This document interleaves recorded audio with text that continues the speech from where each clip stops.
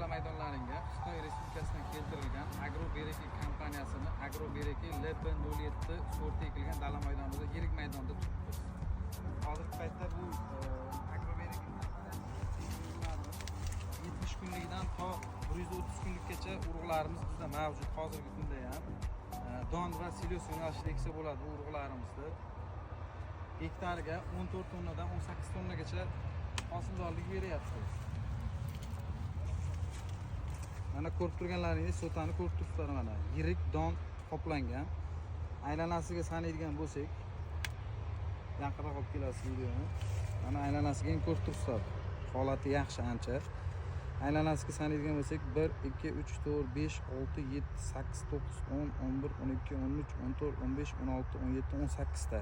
Endi ichkarilarni kiradigan bo'lsak, barglari tik o'sgan, tigrayn barg deyiladi bunaqa barglarni.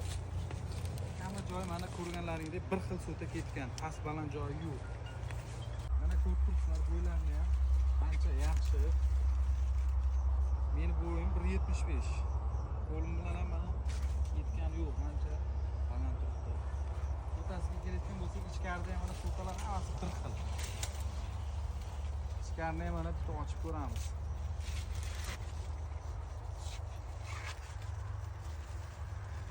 Ko'rib turganlaringdek sota mana a'lo darajada. Xudo xolasa yaxshi, Alloh barakasini bersin, sotasiga gap yo'q. Bu tomondan ham bitta oladigan bo'lsak mana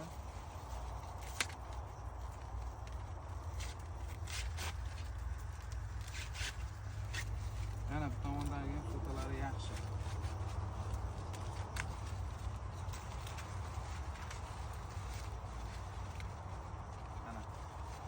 Bu ko'rib turgan Agrobereki kompaniyasi urug'ini LP06, LP07 sortlarini ham don, ham silyos yo'nalishida eksalaring bo'ladi.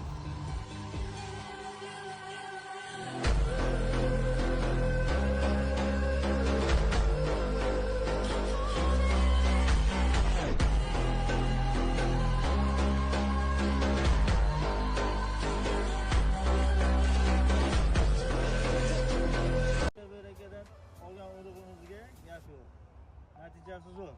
Hammaga tavsiya qilaman. Olinglar, 2 yilda baraka topasiz. Xudo xolasa.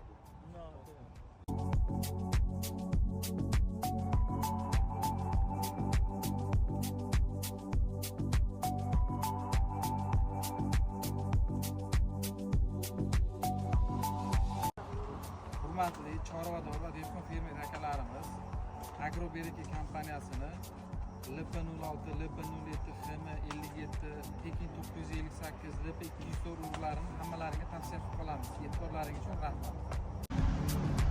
Agrobereki